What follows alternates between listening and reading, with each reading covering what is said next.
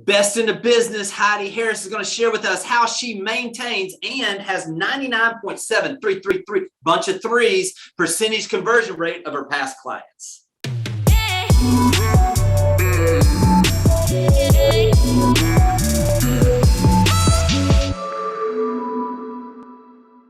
All right, I am joined by my good friend, Heidi Harris, the best in the business, in my opinion, especially when it comes to making sure that she's got her past clients and her sphere of influence on lock. This is what's going to be fun, Heidi, as we go through this is the number percentage-wise is 99.7333, a bunch of threes, yeah. Percentage of making sure that your past clients do business with you again.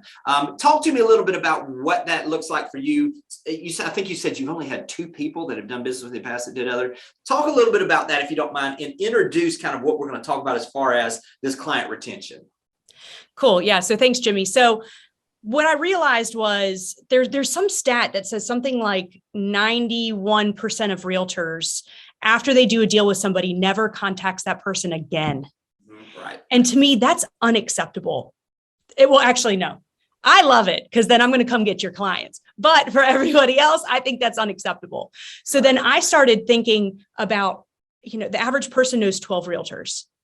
So I want them to not just know me, but continue to choose me.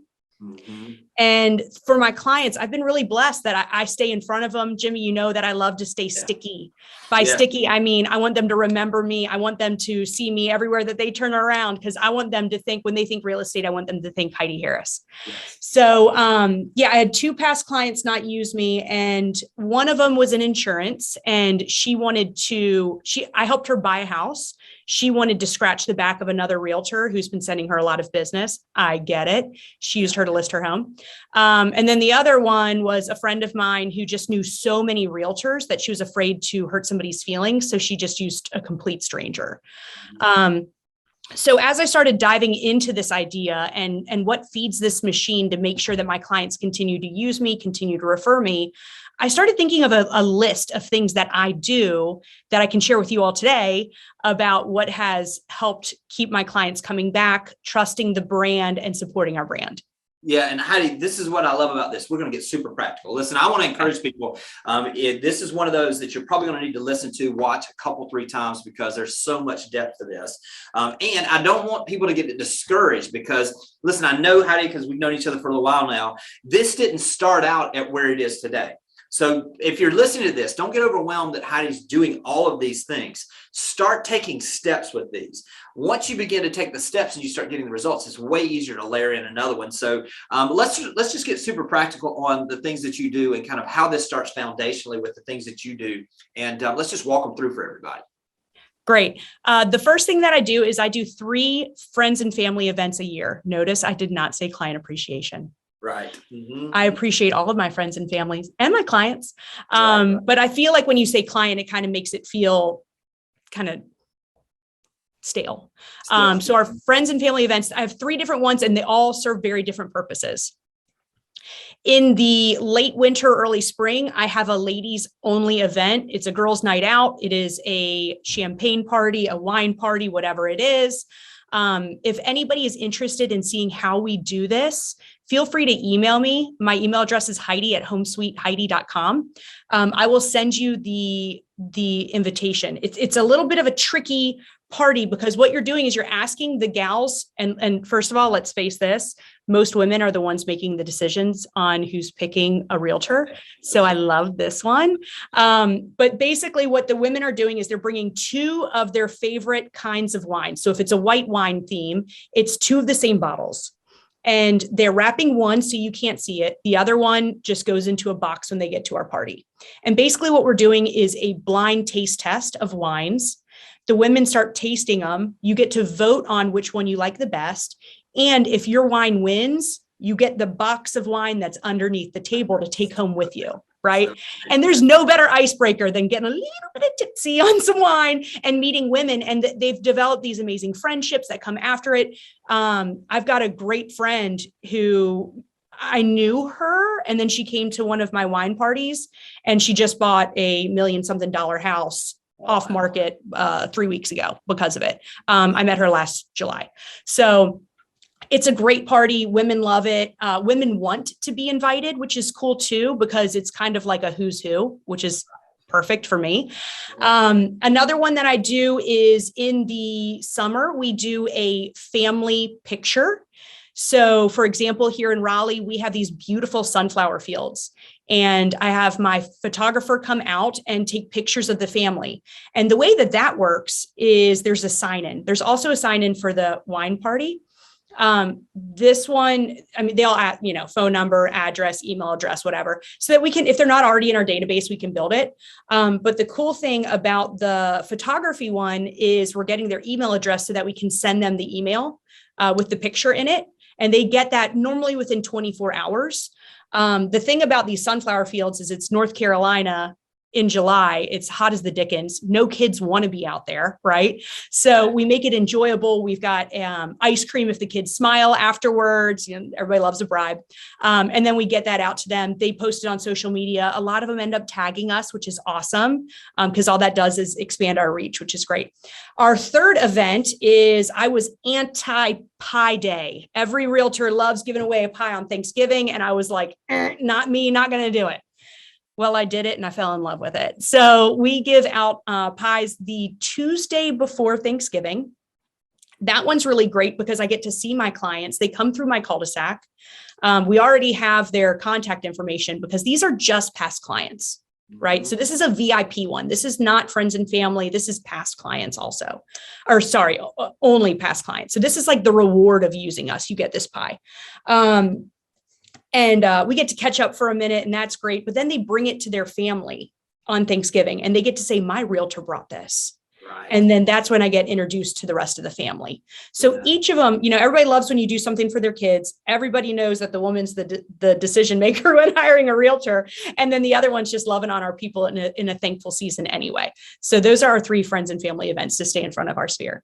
Heidi, each of them are individually just great. And what I would love to do, because listen, I think there may be some people out here that say, well, gosh, I can't do all 3, but I could do one of these. So I want to get really down in the dirt with a couple of these. Okay. So let's start with the ladies only event. I want to talk about, first off, how do you make the list that you have?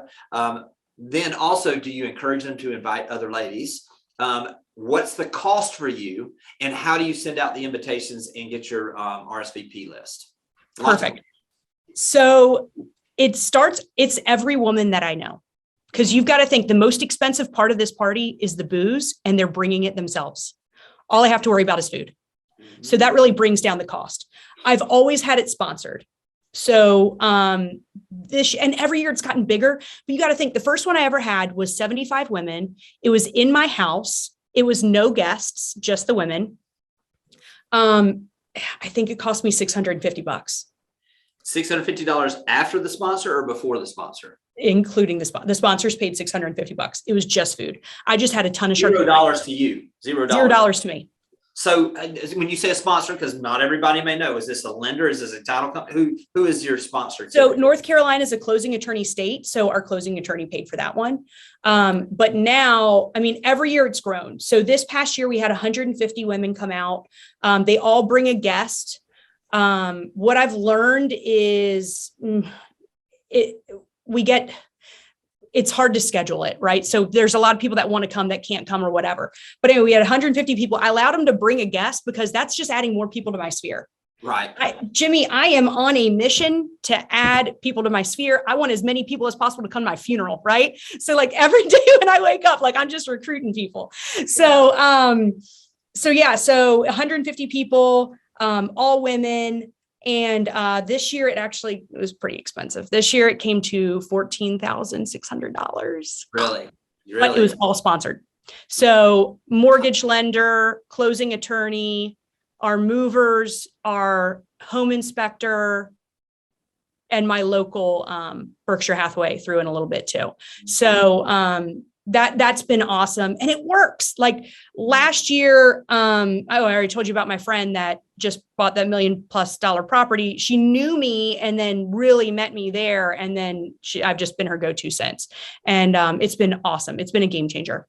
Yeah, this is one of those where we continuously talk about the fact that, listen, your sphere of influence, those past clients, those clients that already know, like, and trust you, and those referrals they send, which this touches all of those. This is the way that we drive those relationships. And so let's really, how do you do the invitations on this? Is it email? Is there an RSVP? All of those practical things. It used to be a mailed invitation. Now we've switched it to Evite, simply because I like the reminder that Evite does.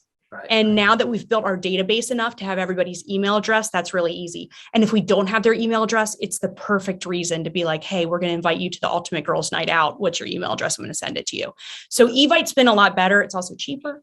I'm just kind of old school. I liked the invitation, but as this grew and I wanted to remind people, it's coming up next week or whatever, Evite's been lovely. That's awesome. And so let's shift now to the sunflower seeds and the photography, because I love the way you do this also, because it keeps the cost down as well. Talk about kind of who you invite, expenses, those types of the same things we just talked about. Yeah. So expenses is simply the photographer, and they book on an hourly rate. So what I do is I do a sign up genius, and I send out times that people can come and sign up. I think it was like, for every 30 minutes, I think we had 4 families, because it's just a quick thing getting them out there. Right. Just a couple, I think that they get like 5 or 6 shots depending on how the kids are acting. And really what that is that's taking our entire list, our entire sphere, and inviting everybody on that. July is also an interesting time because a lot of people are vacationing. So not everybody that can come or that wants to come can come, but the invitation matters, right? So Sign Up Genius has been great for that. And then we do Evite for the actual invitation. Great. And I don't know how you do this on the cost. You're paying the photographer, I guess, right?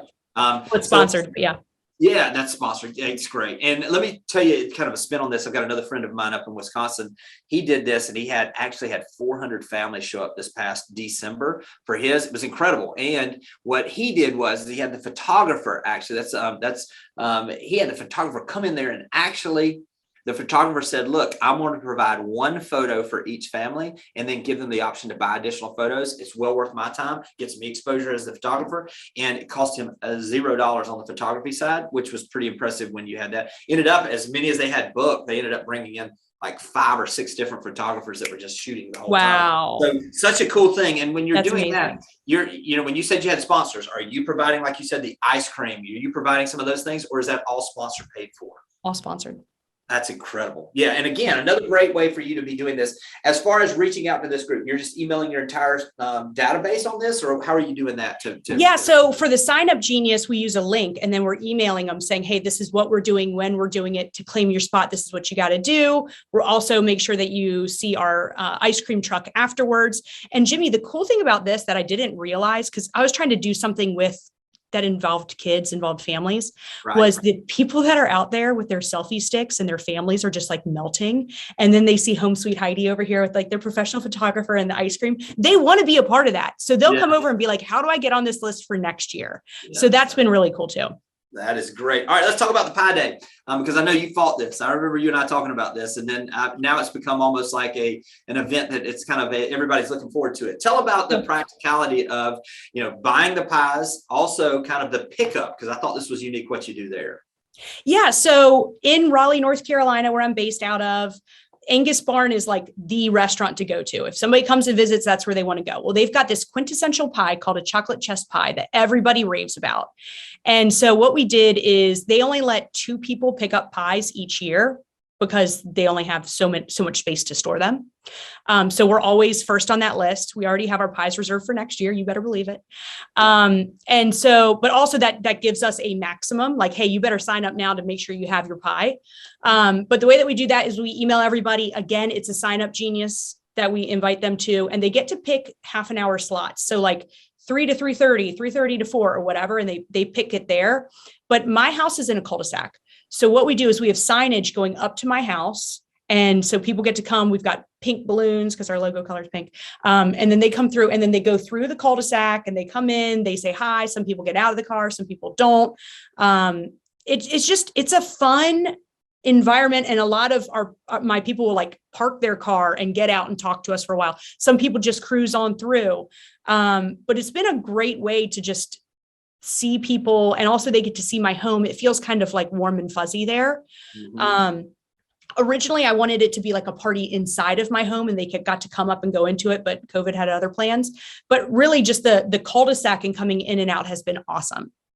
Yeah. And people, I'm assuming people are stopping, kind of, we've talked about this before. People are stopping, pulling out lawn chairs, sometimes just hanging with y'all for a little bit. Super fun. And so when you send this email out, it's basically just an email out to the database. Once they're gone, they're gone. So you kind of encourage them that way to get those things signed up. What about the person that calls and says, oh, I can't make that time period? Would y'all have any kind of follow-up after the fact for any of this? Yeah. So we always have somebody that either that day they can't make it, or they say, hey, I can't come this day. Can I do blah, blah, blah. So it really is a client by client basis. Like if they're right around the corner, then I'm absolutely going to go and hand deliver this sucker. Okay. Right. But if they are like, hey, can I swing by tomorrow? It's November in North Carolina, leaving a pie out in November. It's cool enough that it's not going to go bad.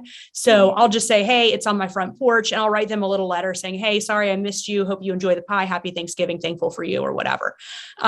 So always the day after this event, I've got pies just out on my front porch for people to come and pick up. But it's been great. The amount of text messages I get, the love that I get back from this has been, I fought this thing. I know so you it's did. painful to say how much I love it, but I love it. That's so good. Hey, and that's also sponsored. And that's what I was going to say. You bring up the sponsors again. So look, a lot of people may be saying, well, gosh, how did that conversation go? And, I think this is something easily I could answer, but I'd love to hear what your opinion is. How did you approach your sponsors the first time? And what did you say? And how did you sell them on the value?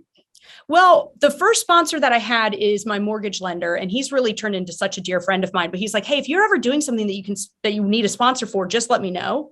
And then I made sure that he got over the top delivery on the sponsorship. So like when you pick up that pie we printed off these, like where you can go to Staples and buy the stickers that you can just design and print off yourself. So we did Hap Pie instead of happy, Hap Pie, Thanksgiving from Home Sweet Heidi, and then his logo. And so to open up the pie, to get into the pie, you have to see that, right? And then on my front yard, we've got those big signs that go in the front yard that say Hap Pie Thanksgiving. And we've got his logo right next to it. When people come by and pick up their pie, we have an Excel spreadsheet of who RSVP'd and who used this mortgage lender in the past. When I see them coming up, I go, because I've got to mark off who's picked up their pies. So I'm like, okay, here's Sharon. And I go and I see that there's a dot next to her so that I know that she's used him. And I'm like, this guy that you used sponsored the pies. And she's like, oh, that's great. He's been great, whatever. So I make sure that he got that value. After I started working with him, other people have contacted me about it, or I've contacted them and just given them a rundown of, this is not us just trying to get your money and run. Like, this is a true friend, family, like, when you're in the trenches taking grenades, this is our go-to person for X. And we just want to make sure that when they see your logo up at our wine party, that they know that when they're doing business with us and they need a home inspector, we're connecting the dots there. So that's been really great. Our sponsors are very happy to do it. It took a little bit of work and honestly, like a little bit of awkward conversations at first, but just like anything, eat the crust first, like just like go for it, ask for it. The worst thing that they can say is no, and then you can move on. Yeah, absolutely. It's such good advice. And to be perfectly frank, most of those folks are looking for opportunities to support and to be able to be a part, because they know by doing that, the relationship with you is going to grow together. So let's talk about this. Obviously, those are 3 times a year. There's some gap times there. What are you doing consistently to stay in touch with those folks to make sure that you keep them on lock as well? Everything. So we send out postcards every month. And for example, this is a postcard everybody can do. It says, do you know your home's current value? Because everybody wants to know. So then on the back, it's like, hey, this is who I am. Scan this QR code and I'll get you what your home's current value is. And Jimmy, I know that we were talking before we hopped on here, but there's people that scan this that are not on my list, which means that they're giving it to their neighbors. So I've got notes here going out to neighbors of, hey, I ran some numbers for you. Here's what it is. If you want to know an approx, because I give them a range because I haven't been inside their house. Yeah. If you want to know the exact value, like, here's my contact information. I'd love to come out and schedule a time to meet with you. So that was really cool. But I like the idea of every month giving somebody something so that they feel like they need to give something back to me. Right. And postcards, the the postage is less than normal mail. So it makes it a lot easier to do that. And then for the person that creates it, they send it out for us. We just have it a Google, what's it called? A Google Doc that has all of our sphere in there. As we add new people, it adds it to it automatically. They just go right there and they send it out for us. So that's been really great and easy, less time on my hands there. That's monthly, correct? You're touching every month. Okay, great. And you had the home value. What are some of the examples of some of the other postcards that are going out to them? Just anything in particular? There's so many. Like, for example, after we did our pie giveaway with the Angus Barn chocolate chess pie, I guess that was December's postcard. We gave out how to make the chocolate chess pie. Here's the recipe for the famous pie, right? So recipes are always a hit. Oh gosh, where is it? It's my favorite one ever. Every year for Halloween, we all get dressed up. So this is our League of Our Own one. And so it's just saying that we're in a league of our own, right? So there's always something cute and whatever that we can put on here. But our team has a Google sheet where we just we plan it for the year. And so when it comes to, we just need our designer to do it. And then we just need our printer to print it. But every month it's a little different. And for right now, our one next month is about, should you sell on the open market? Should you sell off the market, or should you stay put? Here's pros and cons of it. Because I feel like people are just talking about it and craving that information right now. And everything that I'm doing, Jimmy, I'm adding value. That's right. I want them to know that I am the person in Raleigh, North Carolina, if you're going to sell a house. Yeah, absolutely. Staying top of mind, adding value consistently. I heard someone say recently, that we are in the business of a race to see who can add the most value. And these are all those kind of things that do. Now let's talk about, obviously that's on a monthly basis. I know social media wise, you stay in touch with everybody almost daily. Daily. So let's talk about kind of your focus on the social media side to make sure that you're staying in contact with these folks as well. Well, thank you. And I welcome everybody to go ahead and follow me. I'm just at Home Sweet Heidi. That's on Instagram and Facebook. But yeah, and steal my ideas, like tag me in them as you do it, because it works. But I want to add value, and I want to show my face every day. So I am constantly, like last week, I found a house that was for sale. Our average price point is $410,000. I found a house for sale for $70,000, and I was so jacked up about it. So I posted about this on Instagram just because that's fascinating. And it's been on the market for over 400 days. So it's like, what's wrong with this house? There's got to be something wrong. So then I went out to the house. On my way out to the house, my attorney calls me and says, "Hey, I just saw your story. I just did a little bit of research. There's meth in that house. Like, you probably shouldn't go." And I didn't want to tell everybody, "Hey, there's meth in that house." But I was like, "Hey, my attorney told me not to go in there." But what I'm doing is I'm engaging people. I'm drawing them in behind the scenes. The amount of people that were commenting and asking me questions about this was incredible. Right. A client that I sold a house to 2 years ago was like, "Hey, my house isn't $70,000, but can we connect next week? I think we want to sell." So it's just like, it's just the opportunities. And again, I want to be top of mind when they know 12 other realtors. How do I make them pick Heidi Harris? So social media has been absolutely huge for us. We do 20% of our business from social media. And Heidi, you're the queen of getting referrals from other markets with social media. I think sometimes we always think, it's the people that I know here. But when you're doing those things, you're acting such as a filter and keeping you top of mind for all those referral sources. You want to speak to that and kind of what you've seen through that as well. Actually, okay. So when I saw this $70,000 house, it's a city called Wendell, which is probably like 15 minutes from here.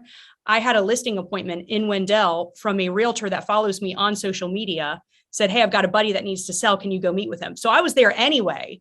I was running comps for him, which is how I found this house. So not only is the social media working with other realtors, and you know me, Jimmy, I love paying referral fees. So I make sure that when I'm on social, I'm adding value to the general public, but I also want to add value to other realtors.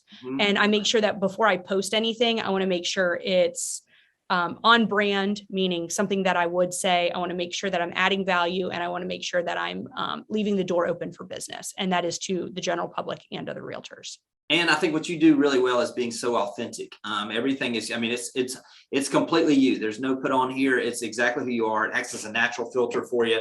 So, all right, we talked about the 3 times a year events. We've talked about the monthly newsletter. We've actually also talked about now the social media being a daily thing.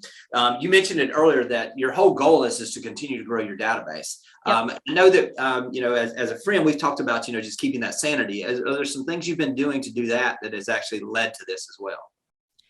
Yes. So I recently started, I've always done it. I just actually put a name on it and put it in my calendar. I call this my power hour. And my power hour is very different than it used to be in college. But my power hour is that 1 hour a day that I carve out to make sure that I am meeting new people or being around my sphere. So for example, I take tennis lessons at a country club. I am horrible. Okay, I don't play tennis. I take tennis lessons because I am horrible. I mean, we go out there. I've got a friend that wears maxi pad with wings because she just pees her pants because we're laughing so hard. Okay.